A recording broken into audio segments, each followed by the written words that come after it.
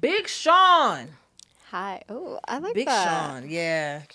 I be calling you Sean instead You of do. Shani. Ever since I told you I never had a nickname. And you're like, what did you want to be called? You call me Sean now. Wow. Oh, not us creating core memories. Yes. Period.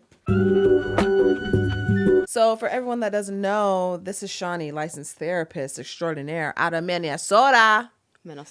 And we are here today to help you fix your fucking life.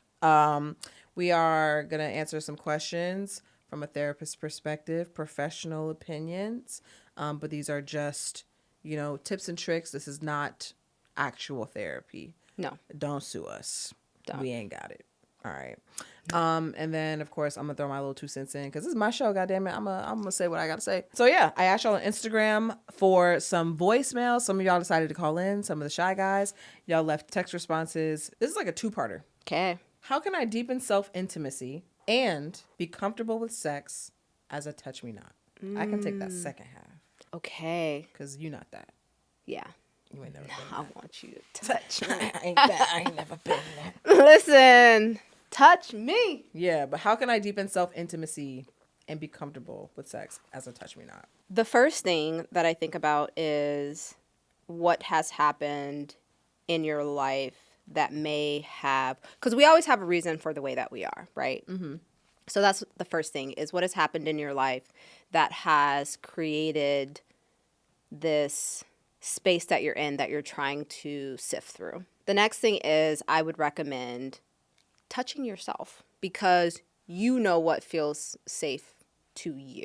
And then you don't have to worry about, please don't touch me there, right? Mm-hmm. Like you don't have to worry about taking care of someone else and responding to someone else. So I always like to say, treat yourself how you want somebody else to treat you, right? Like make a moment of it. If you like candles, light a candle, mm-hmm. Make the mood lighting, and really just be with yourself, and in that reminding yourself, I am safe right now. I am with myself.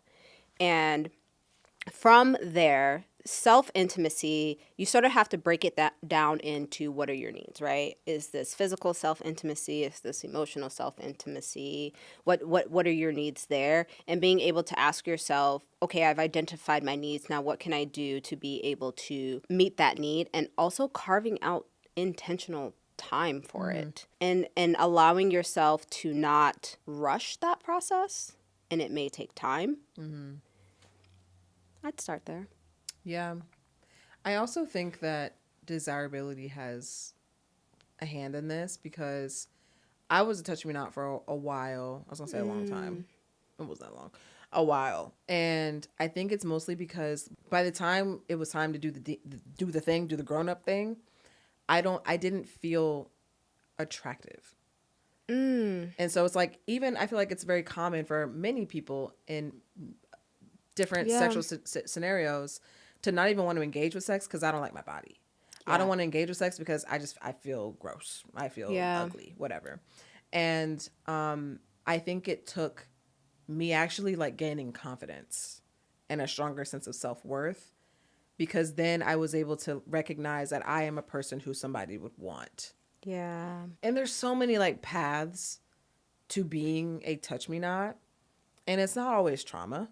Yeah. Like for some people, it is that. Some people it's preference. Yeah. Some people, which is what I would say was my case of, it was not having enough sexual experiences to feel confident in asking for things. Yeah. Or giving instructions. And sometimes it took being with someone who I felt like, who actually liked me. Y'all be fucking people who like y'all don't even like, and who you don't think like you. And yes. And then y'all be like, why is the sex bad? Because you don't like this bitch. Yeah. But anyway, I think it took someone having sex with someone who wanted me to feel wanted. Yes. Like who wanted me to feel safe, and who wanted me to like fully be in my body, which was another side of it too. Mm-hmm.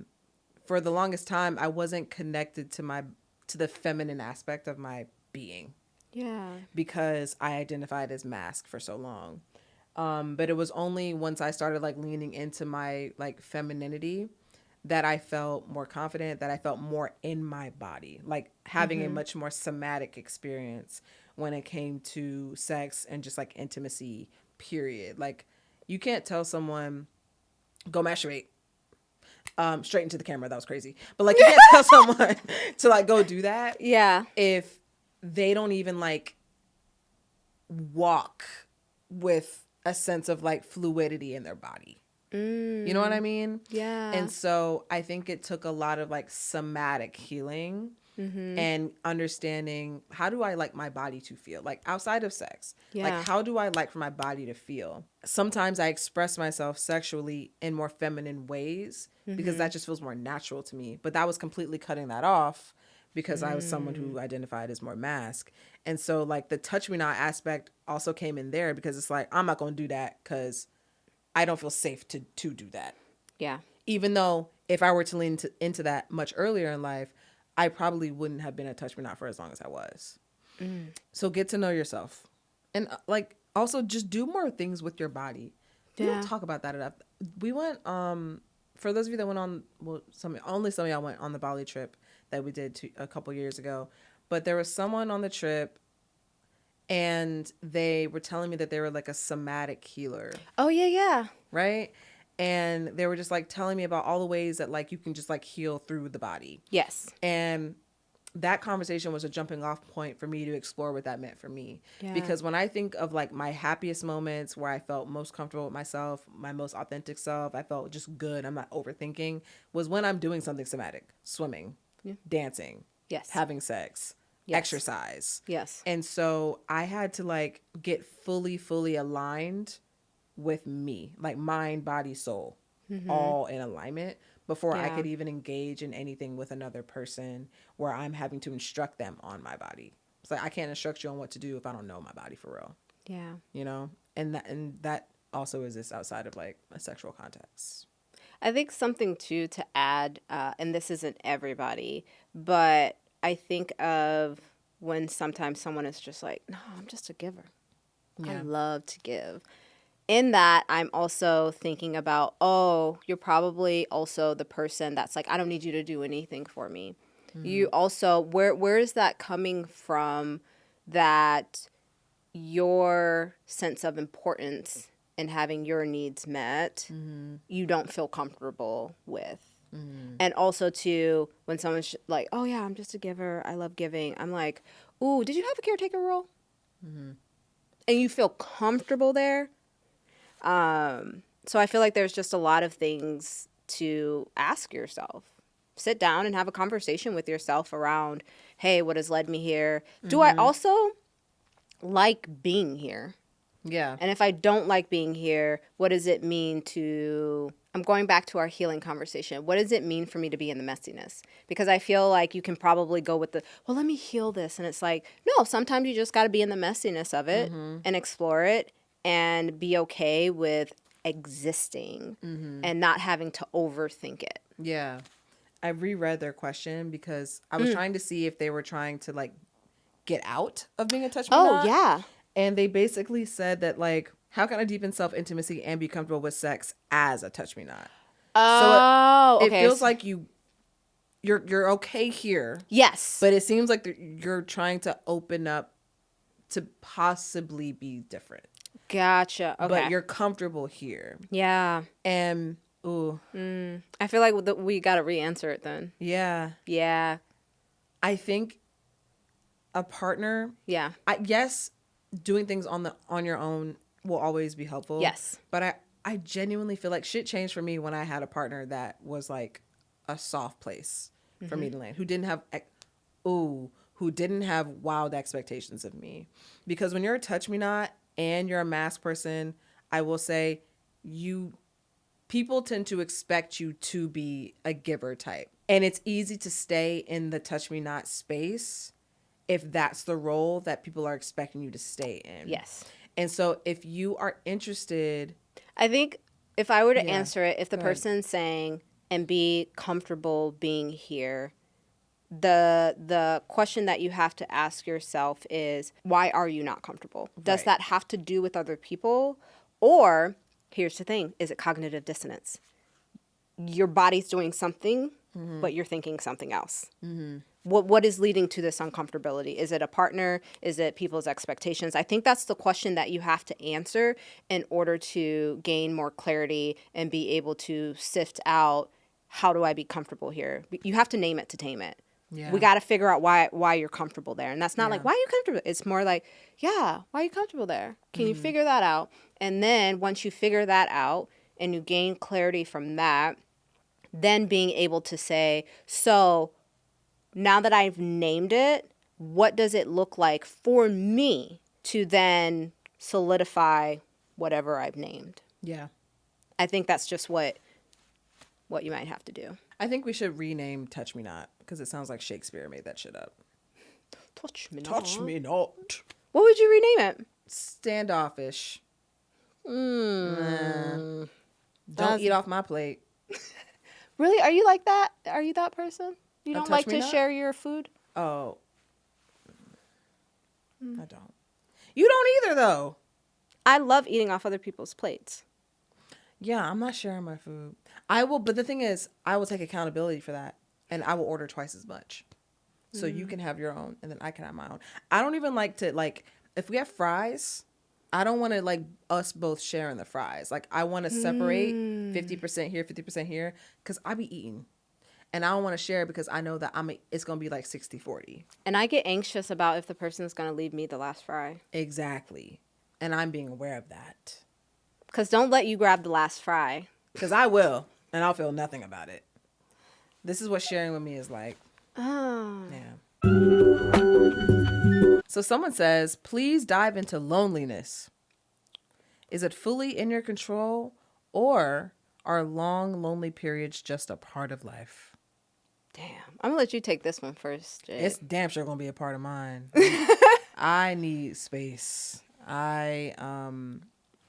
and Elon, that's the only thing we got in common is that we both need space. I don't get lonely very often, but I also think that has to do with my life, like my job. I'm always around people. I host a lot of things. I do a lot of very like public facing things. And so my alone time is truly, genuinely restorative. But I definitely have felt loneliness. But I will say, this is the thing about loneliness. It will turn you into a dumb bitch so quick. How so? You make loneliness is worse than crack. Okay, Jay, how so? Because what have you done? I sent a text that I didn't need to. I've broken contact when I shouldn't have. You know, like I have made arrangements for myself to not be lonely. Yeah. That I otherwise would not have made. You know, and so that's why I say like loneliness will have you, because this is the thing about loneliness. Loneliness, you'll be feeling it temporarily, but the way you think about it is like you project into the future. Yes. You know what I mean? So it's like, I feel lonely in this moment. Does this mean I'm going to be, you know, lonely in my 30s? Yeah. Lonely, you know, in my future. And so that's why I feel like loneliness is something that is a part of life, but I don't necessarily think that it's a bad thing. I think that you can definitely transmute feelings of loneliness into something else if you want to. But I also think that there are going to be times where I felt loneliness and it just genuinely, I'm just lonely. Like that's literally it. So I'm a bit on both ends of the spectrum where I think that loneliness can be productive and restorative, but I also think that it is just a part of life and you just have those moments and you just deal with it. I have so many questions. Go ahead. I feel as if that's just my response is I've got questions. Mm-hmm. So the first thing is there's a difference between being alone and lonely. Yeah. That's the first thing. The second thing is we experience a lot of different things. That doesn't necessarily mean that it is, I don't want to use the word, it is a challenge. It's a struggle. So for instance, you can feel sad and it not be depression. Mm-hmm. You can be anxious and it not be anxiety. I think it's great to be alone. Mm-hmm. Because sitting with your thoughts, sitting with yourself, really just tapping into being with me, that is a good thing. Because if you cannot be alone, with yourself, I've got questions. Mm-hmm. I usually see that as avoidance of some sort. And then, yes and no, it's within your control. When you're feeling loneliness, that's usually sort of an internal feeling because, as you may know, you can be out a group of people and be lonely as shit. Yeah. And so when I say that, it's because I think about, do you feel like you belong or do you feel like you're fitting in? Because if you truly belong somewhere, you feel like you can show up as yourself. You don't maybe need to talk to feel the silence. You know, it's like when you're comfortable with someone and you're riding in the car and there can be silence and you're good with that. So that's where my questioning sort of goes is if you're experiencing loneliness, my first question is it when you're alone? Is it in the company of others? And is it in your control? I do believe to a certain extent, yes, loneliness is within your control because that's internal. And so you can sort of work on that. And then the other piece is, are you sort of conceptualizing it as I won't be alone and feel lonely if I have someone else in my life. But I don't know if this will be episode 1 or 2, but as the previous texts and messages, you can be with somebody and be lonely as shit. Yeah. And so I then think, what are your needs? I was going to say, like, I think there's like different categories of loneliness. Yeah. You can feel lonely like, oh, I just want to be touched. Yes. You know what I mean? Like you could want like physical companionship. And then there's a loneliness of just like, I'm tired of going out by myself all the time. Yes. You know? And so like maybe some of those categories, you invite a friend, you know, or you get on a dating app or something. Yeah. But you're rarely ever fully lonely. Completely. You still have yourself. Yeah. Listen, bitch, Listen, I will be at home and no one can be in the house, which is rare. Me and myself be having a fucking ball. If I want to talk to somebody, I'm going to be that somebody. I'm going to be who it is that I need. Me and Jade be outside. Listen, and I can be outside and be like, bitch, do you see that? It's not. People might think I'm crazy, but that's okay. That's cool.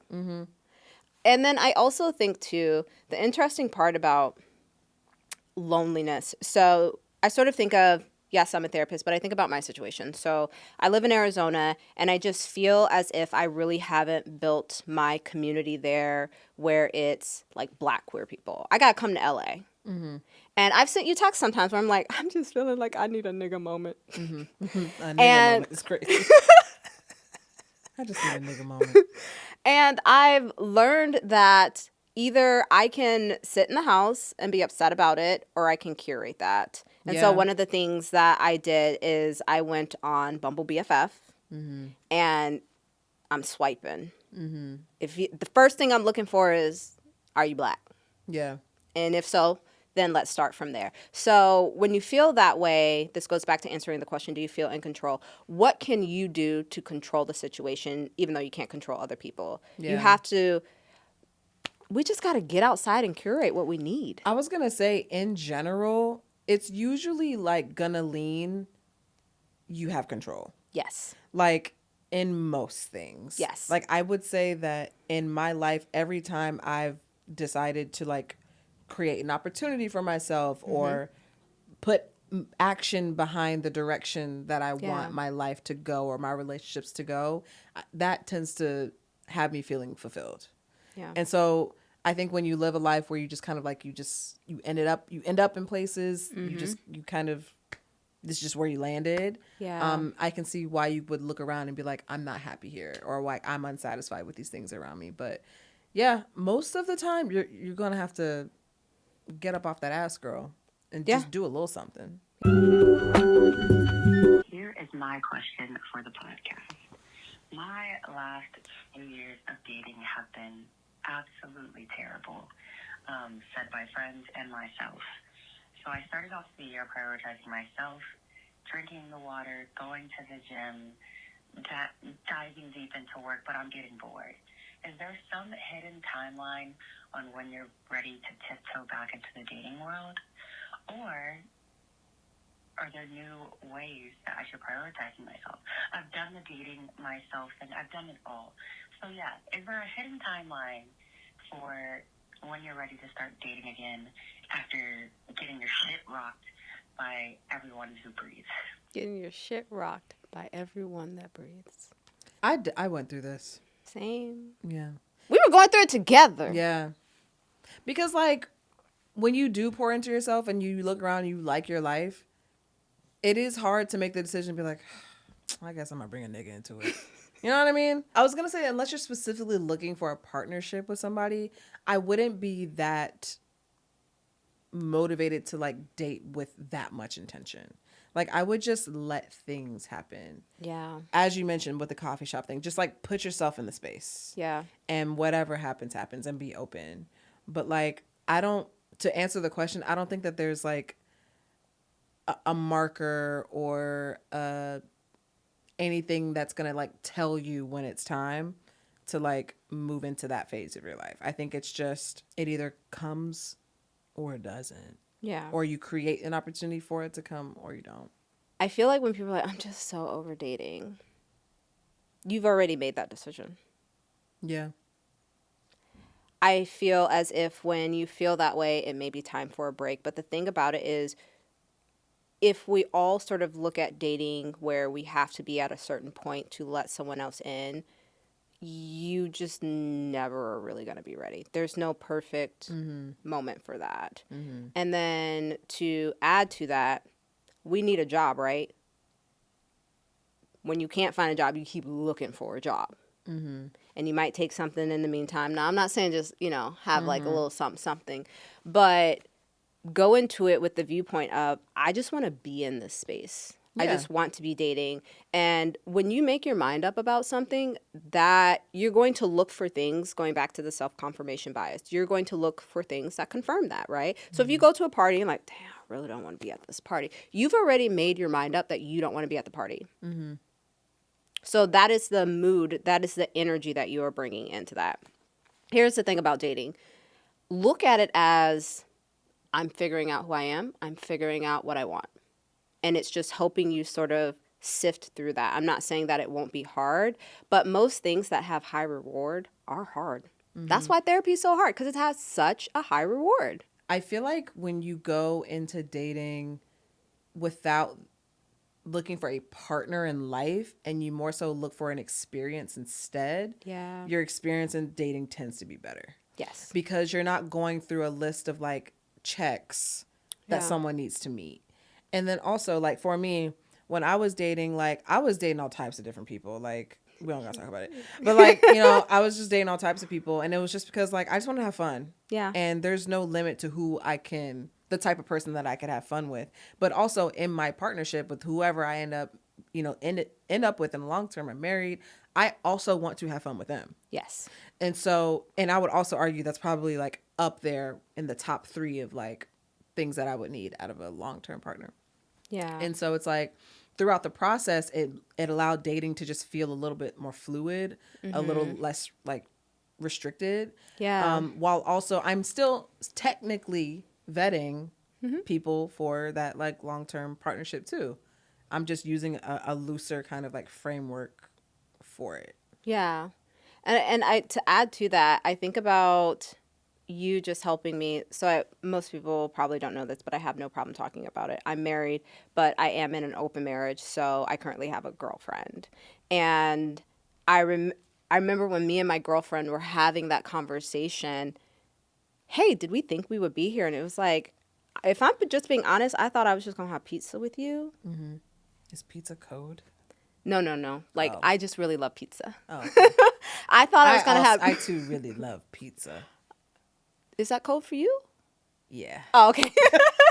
I was like, bitch, let's go get some pizza. But if it's different for you, I'm not gonna lie, your girlfriend look like she can fight. So yeah, she can.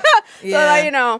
So but we had this conversation where we're like, we did not know that we would end up here. We were just dating, went out for pizza. And remember, because I don't remember if I voice noted you on the way home, I was like, she literally didn't talk the entire time. Yeah. Yeah.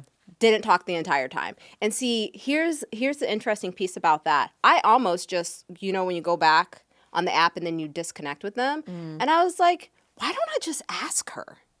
Yeah. Just ask her. Yeah. And her response was, I've never dated someone who's been in an open marriage. I didn't know what questions I could ask or not ask. So I felt I would just give you the space to talk. And I'm just someone who you have to earn my story. Whereas me, I'm a yapper. I'm going through this. And I was like, oh, okay. But she's like, you're cute. Story? Yeah. I like that. Yeah, you got to earn her story. And so I was like, oh, she's like, but you're cute and you're fun. Okay, and here we are. But because I felt like I didn't have a good time, if I wouldn't have asked her, I would not have my girlfriend today. Yeah. I think that's the other piece of dating is like you also get to drive this plane or drive this. What do you drive? A car. Like you can go on a date with somebody, but you can control, like if you want to have a fun date, you can have it go in that direction. If you like, you can curate your dating experience 100%. Obviously you can't, dictate how a person is with you. Yeah. I mean, to an extent, actually. Yeah. Do something fun though too, because sometimes I feel like dinner dates, it's so much pressure to talk and get to know each other. Whereas if you do an activity, it sort of alleviates that pressure to get to know someone, because you want to have fun with the person. Do something where you can have fun and see if they're fun in that aspect. Yeah, I agree. I would ask yourself, like, what do you want out of dating? Yeah. Like, if you were to do it today, tomorrow, since you're looking for, like, well, when do I start this thing? Is there an experience that can come with dating that you would be looking for that you cannot curate on your own? Yeah. And just, like, lead with that. I have a brother, and recently he asked for my help, and he completely blew up on me because I wasn't able to give him the help in the exact way he wanted. And I'm still very angry and hurt and upset about it. And recently he admitted to the family that he is going through depression and has a gambling problem. Double homicide. I want to be supportive as he is brave enough to make this first step, but at the same time, I still want to address my feelings and how upset I still am about how he treated me.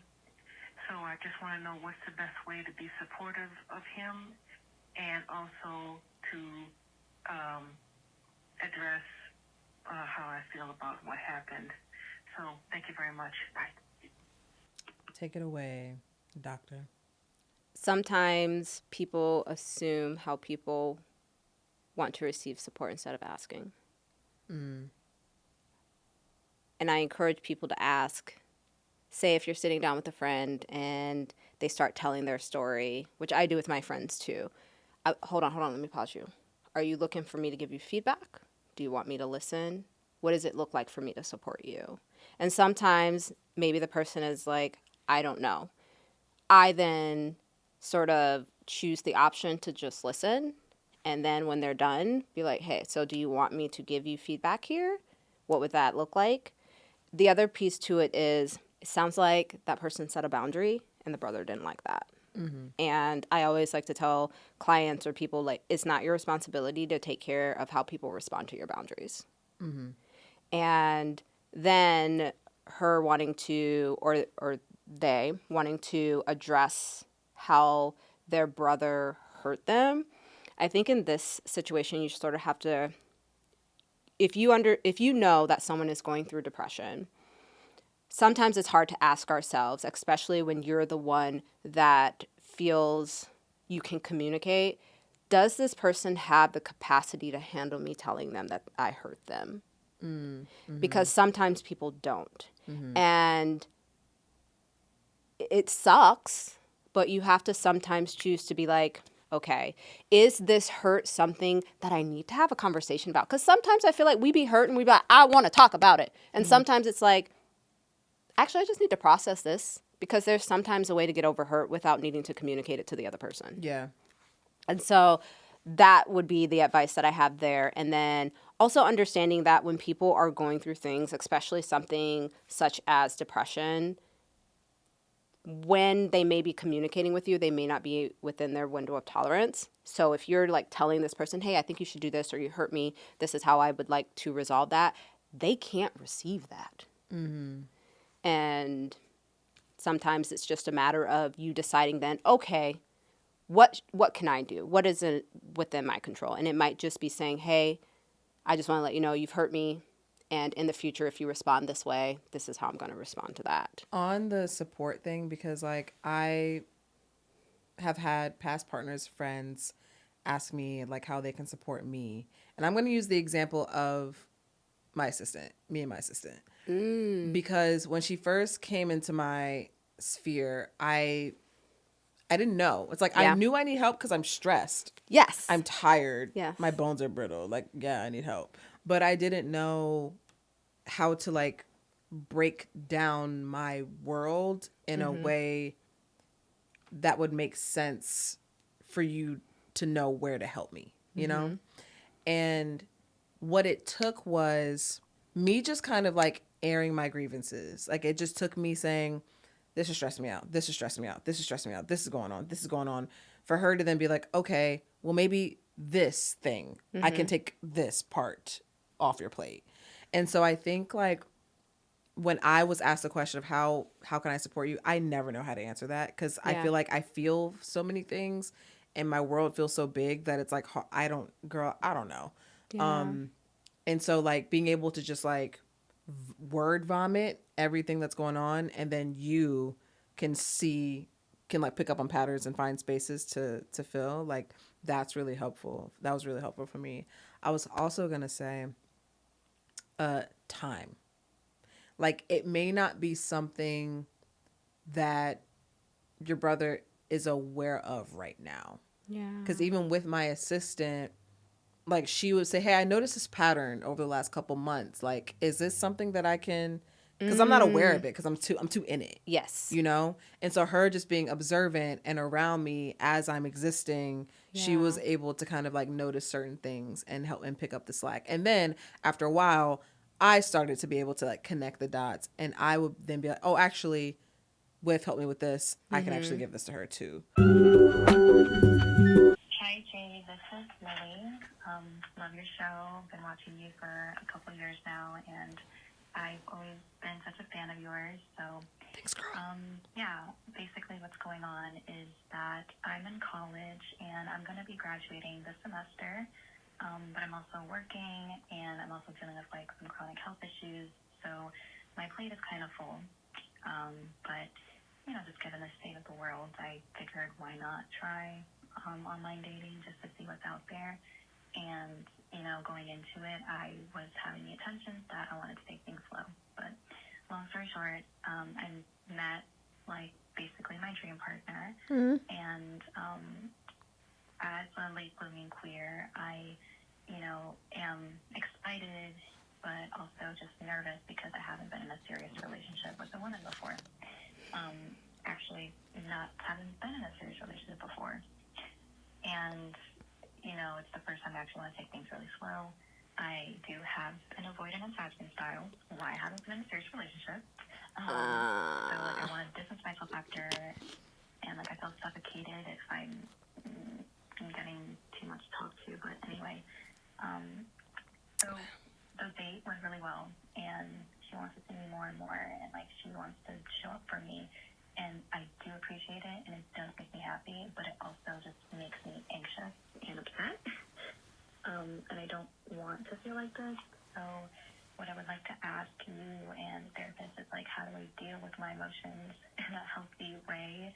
Like, what do I say to her?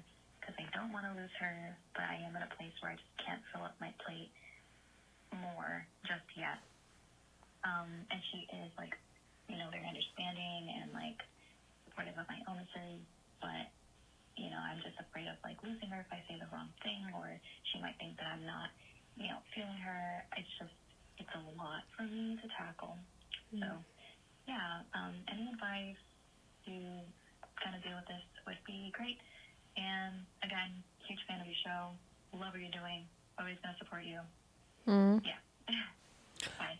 All the avoidant attachment style. Stand up. Boom, boom, boom, boom. That's us. All right. Go ahead. I don't know why. I mean, I am someone with an avoidant attachment style, which is why I have empathy towards other people who do, because I understand this experience so well. Yeah. But I'm gonna let you lead. I was laughing because me and one of my other therapist friends, when I had, like a little moment with my current girlfriend, my friend is an anxious attachment. I'm an anxious attachment, and we literally damn, I just wish I was avoidant. This shit easier. Because anxious, y'all, and we'd be like, no, come closer. Yeah. Come closer, please, come closer. So, okay. I always have questions. One of the things that I'm wondering is when that avoidant attachment style is activated, is that a child? Is that a child part of that person? And what were the needs of the child that is being activated that the avoidance comes up? And so I think that obviously we can't dive into that too much, but I would be curious if this person took a moment to sit down and ask the younger person in her and talk to her and say and figure out where did this avoidant attachment come from. Usually adults, because when you're younger, usually adults in your life. What was it that the adults were doing that developed this avoidant attachment style? And then how is it the person that you're dating matches that creates that also avoidant attachment style? So that would kind of be the first thing. The next thing is, it's okay when you're dating someone. I feel I had to learn this. Hey, you're the first woman I've been with. That takes so much pressure off. Regardless, I feel as if the person is experienced or if it's their first time too. When you sort of name the thing that is creating some sort of conflict or challenge in your life, when you name it, and especially out loud, I feel that gives space for that thing to show up and not be perfect. The other thing that I would add is if someone truly cares about you, saying the wrong thing won't scare them away. And yes, if it does scare them away, that was you being yourself. Do you really want to be with someone who can't have space for you to fuck up or say something wrong? And so I feel as if there's just so much pressure in the beginning of dating to be this perfect person who's healed, who doesn't fuck up. And if they fuck up, they recognize it. There's accountability. And that's just not how it is. That's just not life. Yeah. So I would say that's what I kind of have. And, wanting the person is understanding.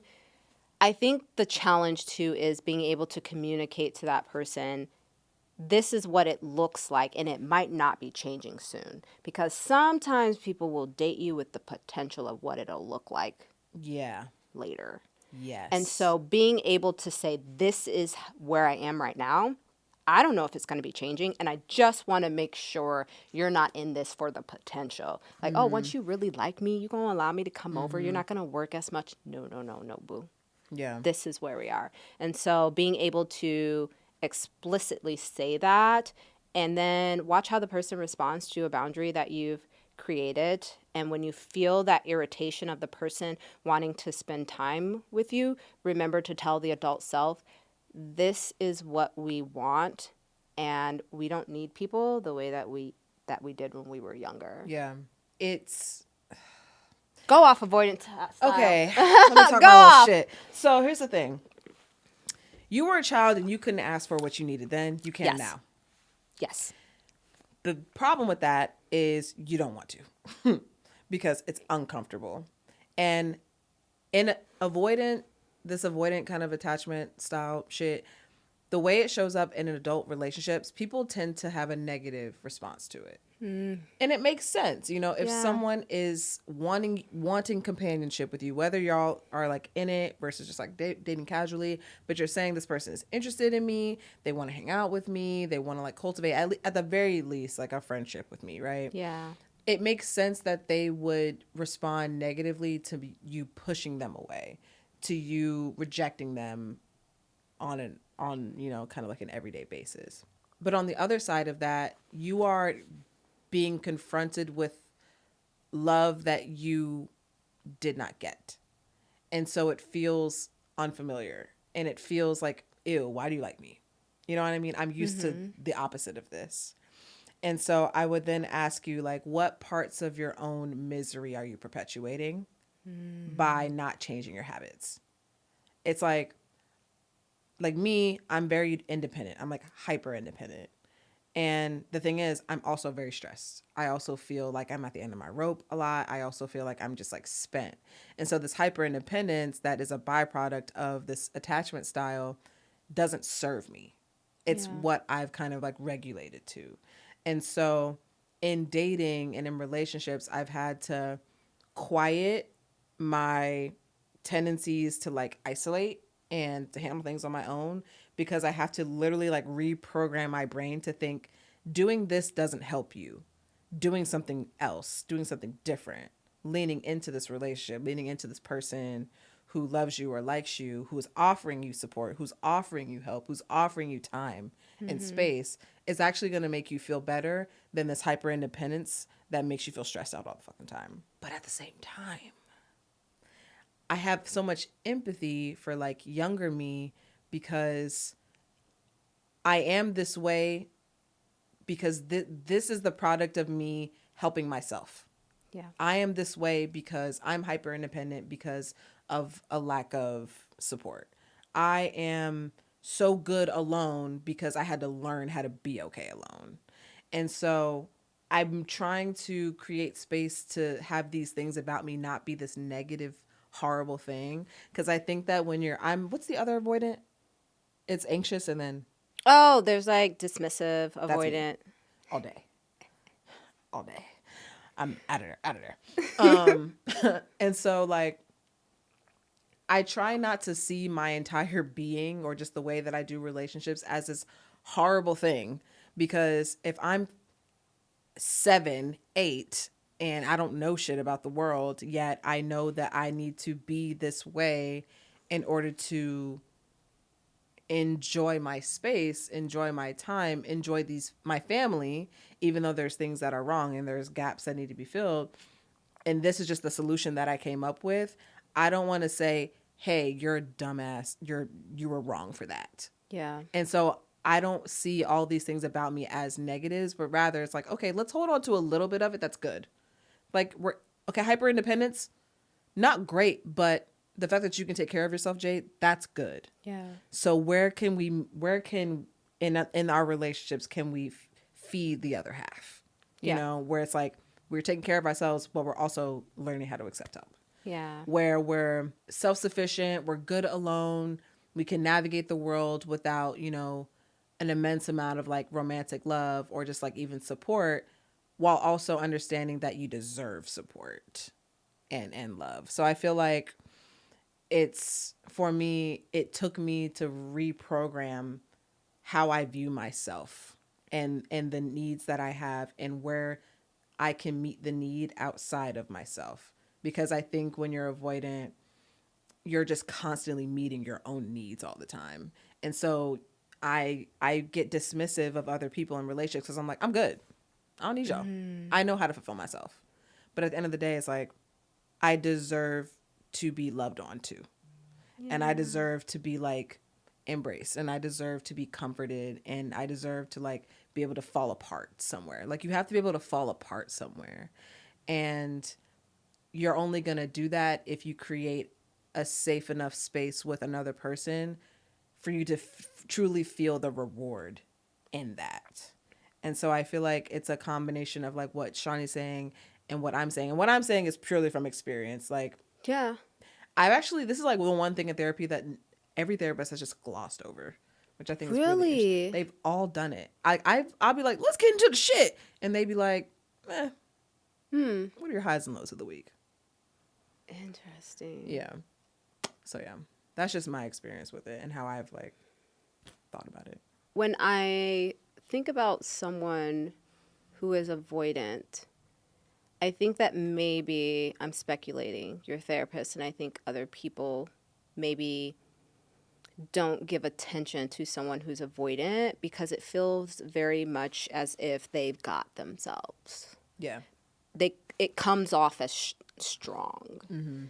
And I only say that because we sort of think of the anxious attachment style, who is more, I need you, and they sort of have these protest behaviors. And so when you said something that you said that I was like, ooh, oh, when people respond negatively, I was like, it's okay if people have reactions or responses. Doesn't necessarily mean it's good or bad. Being okay with you as the person recognizing this is how I show up in relationships, and whomever I'm choosing to date or have as a partner isn't necessarily responding to your avoidance in a negative way. They're just responding with emotions.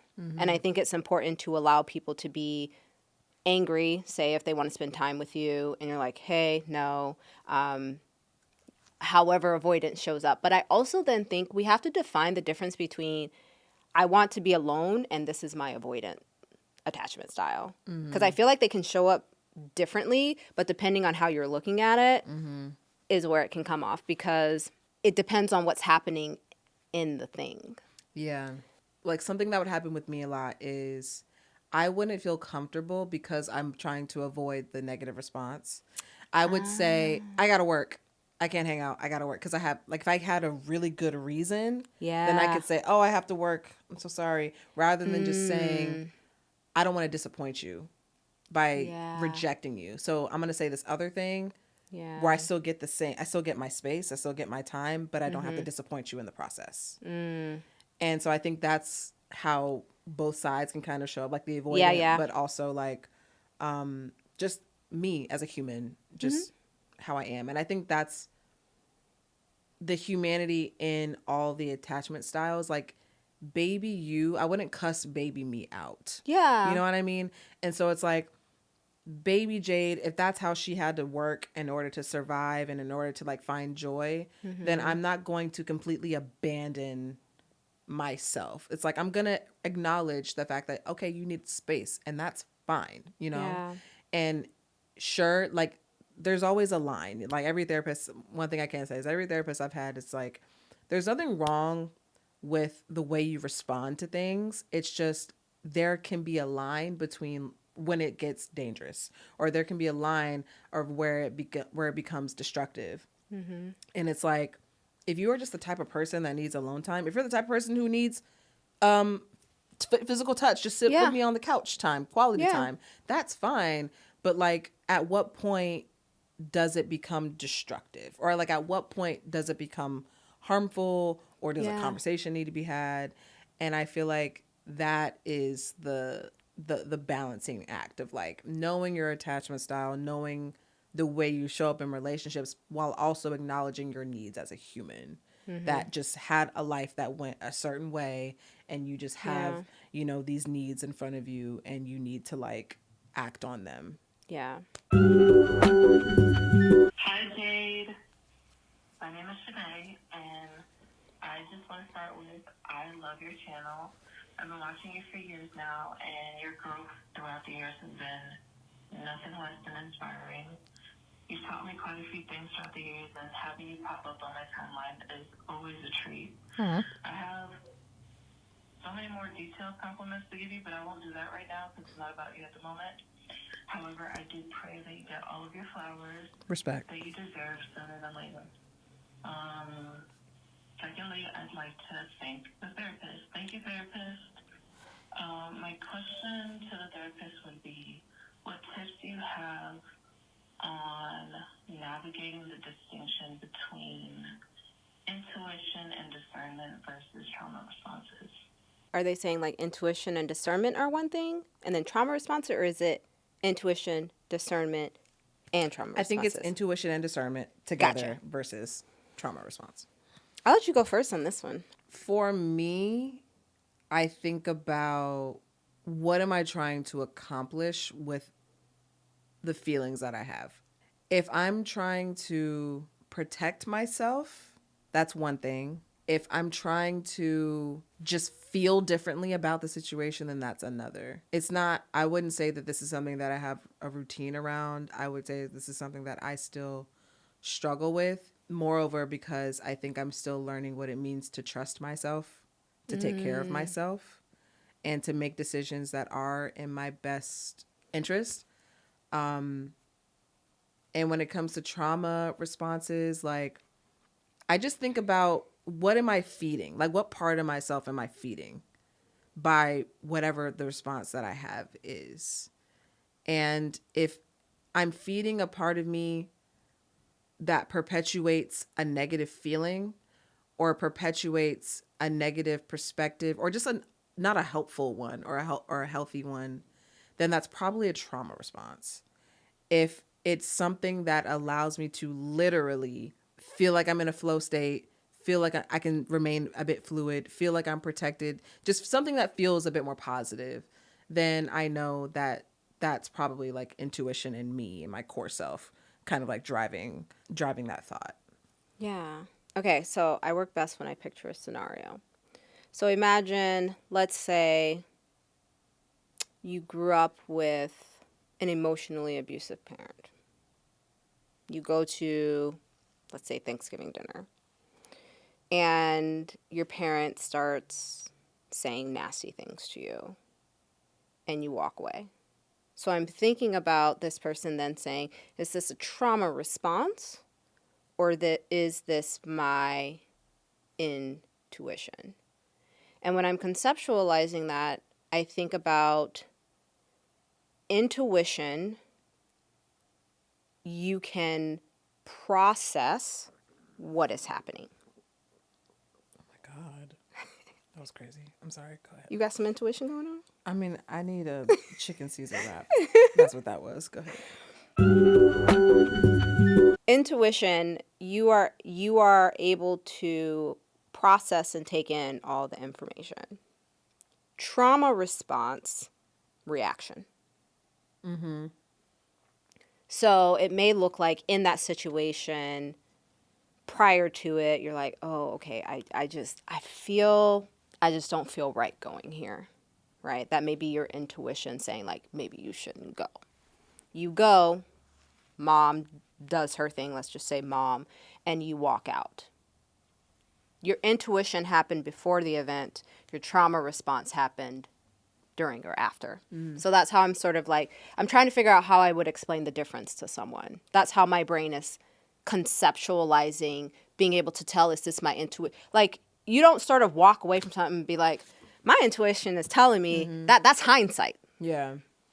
I feel like for me, it's like powerful versus powerless. Yes. There was a long story short. Yes. There was a time I was in New York. I saw someone who, abuser in my life. And I made the decision to just like drop everything I was doing and go away. Because last time I talked to myself about this, I said, next time I see you, bitch, it's on site. Which, not ruling that out. But in that time, I was like, nope, I need to walk away. And in the moment, I felt powerless because I'm like, she won. In the moment, I was like, fuck. But then I was like, no. If you would have boxed this bitch in the street, you would have given her all your power. Yeah. All those years that you took of therapy and just working on yourself, it would have gone to that. Yeah. And so I actually felt great about my decision the next day. And so you might not even feel the reward in the moment. Yeah. In fact, I'm going to say you probably won't. It might feel a little awkward. Yeah. But yeah, in times where I felt powerless, it's like I don't think that I did the thing that I felt I should have done. And the times that I felt powerful oftentimes were me doing nothing. Yeah. So if we're bringing both of our things together so that the person that asks the question, intuition can happen in the moment prior to it and you have power. You have control. Yeah. Trauma response, you are out of control and usually happens after or in the moment, right? Seeing someone, boom. Let's just add the word trigger in there. Feeling triggered. So I think the thing is, sometimes you don't know you can have a trauma response until something happens. Period. And so not beating yourself up if you have a trauma response. You're like, what? Sometimes we just don't experience things in life and don't know that things can put us in that space until we're actually in it. And so being able to give yourself grace, you don't always have to know what's going to happen. Intuition. I think it's that conversation we were like, should we have this on the podcast? Or healing, sometimes you just don't want to. Yeah. Sometimes, oh my God. Right? Like we were talking about this in the car. Yeah. Sometimes you just don't. Sometimes it's not a matter of, because I feel like maybe within that, I'm thinking, okay, intuition and discernment means I'm healing, I'm working on myself, and trauma response means I've got work to do. I'm not quite there. And that's not the case. We don't need to sort of pen them against each other. Mm-hmm. Can we go back to the not feeling like healing? Yeah. That's where I'm at. Yeah. Like, love this down for y'all. I love that I have insight into my actual life to respond with. But healing is such a active healing. Yes. It's such a cerebral, like, yes. You're constantly like interrogating your own feelings and thoughts that I feel like I just need a break from it. Yeah. Like, I feel like I want to not think so intensely about my past and how it shows up in my present. And oddly enough, a bitch ain't got no choice but to heal. Because even in my life now, even though I'm like choosing to not, I mean, I'm just an introspective person and I'm a Virgo stellium, so I be thinking down. But even in not doing that work actively, I'm still doing it because the way that I'm responding to things like today, I have to host a show and I haven't gotten the run of show yet. And I'm just trusting that I know what I'm going to do when I get there. Yeah. And like normally I would be freaking out. I'm not prepared. I'm nervous. Da, da, da, da, da. Like I will be like overwrought, which is like anxiety around the situation. But I think this is also like maybe like phase 2 or 3 of healing where it's like, okay, I can draw upon what I already know. This is not a scenario that's unfamiliar, but normally I would respond this way and I'm choosing to just respond this way. Yeah. I'm choosing to not like affirmation myself down into you're prepared, you're good, you're talented, you're smart, you're kind. Like I don't need to do that. Like I can smart, you was kind, you vary was that. Like I can just show up and just be aware of it. Yeah. And not have to like activate the healing. Mm-hmm. I think people associate healing with meaning I'm doing the right thing. So then when you fuck up, it's like, oh, see, my healing backtracked. And no, you're still healing. Yeah. And being able to exist and just be in life is still a part of the healing process. And I think that that's where sometimes we sort of have to get out of the cerebral part and just be present. Because sometimes when you're focusing on the healing, you're not often being present. Yeah. And so being able to sit in your emotions, being able to, like say if someone pissed you off in traffic and you're like, heal me, would be like, sometimes you have to be like, fuck you. I mean, granted, in these streets, I don't know about that these days. Yeah. Like just for safety reasons. And that's still a part of it. And I think that when I say I'm so over like healing, what I mean to say is I'm so overthinking doing the right thing. Yes. And holding myself accountable for doing the right thing, going to the gym, making sure, oh, you hurt my feelings, using I statements. Yeah, like I'm over that. But if I just exist and I'm just doing life, I like that. Yeah. It's like literally not crying over spilled milk. Yeah. I feel like healing is like, was the milk lactose free? What was it? Almond, soy? How much milk did we have? Yeah. Were we very wet? Did it get on us? How do we feel about that? And I think where I'm at now is just like I'm just wiping the milk up. Yeah. It's really interesting that you say that. There's actually someone on Instagram, and their sole purpose that they do is they spill things on the floor to activate the people that are watching. They're like, why are you going to pick it up? Are you going to spill it? And the whole point is to make you uncomfortable and be comfortable with being uncomfortable. And like they'll break things and I'm just like, oh my God, because just like, you know, sometimes when you grow up, don't break that, don't spill that, do this. And so sometimes we have to just be okay with the messiness. Yeah. Right? You just clean it up. Yeah. And if you don't want to clean it up, that's okay. There was one time I dropped a watermelon at a grocery store and it splattered everywhere. And I had no choice but to just deal with it. And then the lady came over. She was like, she looked down at the watermelon and then looked up at me and then looked at the watermelon and just shook her head. And I said, I'm so sorry. And then I proceeded to grab another watermelon and go to self-checkout. What am I going to do? What are you going to do? I asked, but at the end of the day, I don't know where the fucking mop is. I don't know where the rags are. I don't know what protocol is. Yeah. I'm so sorry that this is something that you have to deal with. Yeah. But you work here. Yeah. No shade. I'm not even trying to do a thing. I'm not even trying to do a thing. It's just a matter of like the mess will get cleaned up. I'm learning to allow myself to be in the messiness and not apologize for that. How do I stop being afraid of creating art? I let my fear paralyze me from ever starting anything. If you don't do it, somebody else gonna do it. And do you want them to do it or do you want to do it?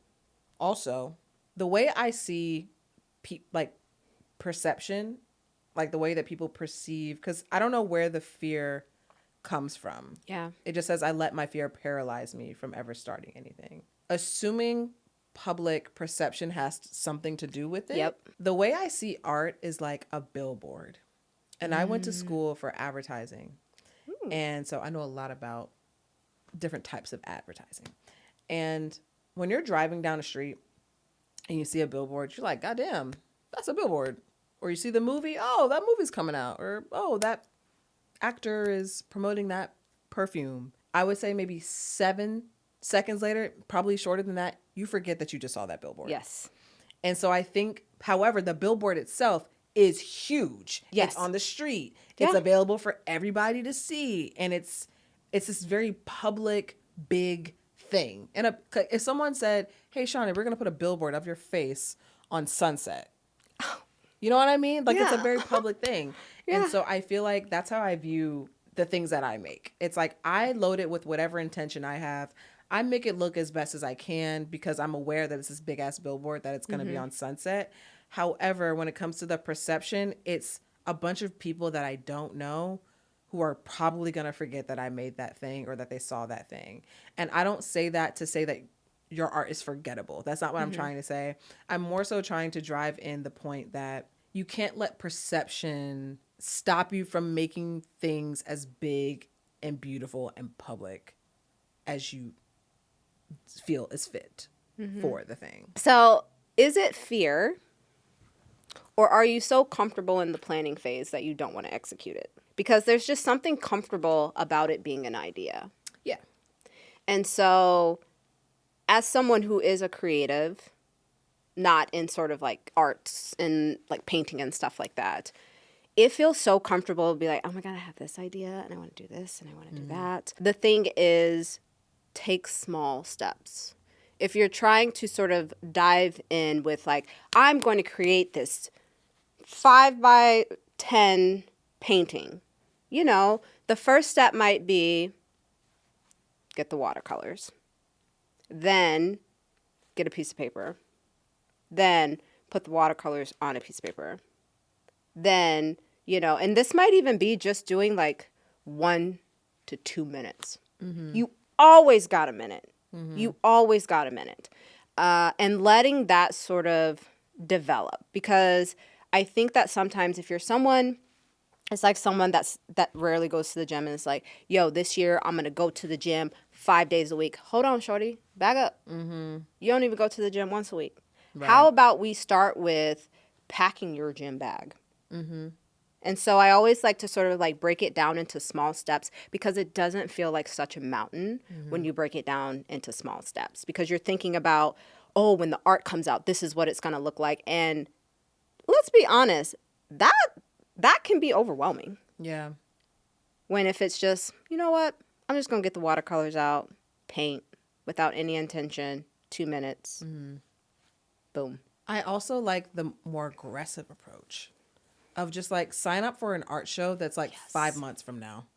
Yes. Something that you put money behind. Yes. Because at that point, you will have no choice but to follow through with the thing.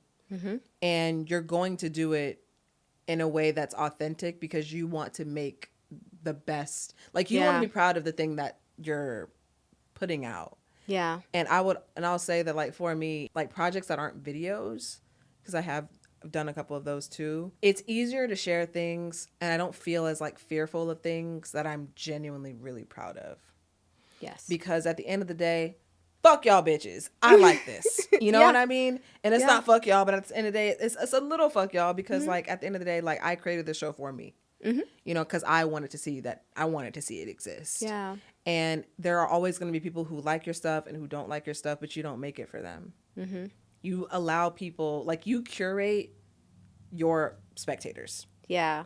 It's like if you were Nicole Kidman, you know, like, obviously Nicole Kidman doesn't know, you know, every person that goes sees a movie because she's in it. However, because she has cultivated and created, like, a body of work that resonates with a certain type of person, like, she allows those people to celebrate her. Yes. And I think that when we create art and we put it out, I think we're thinking too vast. Like, we're thinking too, like, the audience that we're thinking of is too big. Yeah. When the reality is, like, your art is for a lot of people, I'm sure. Yeah.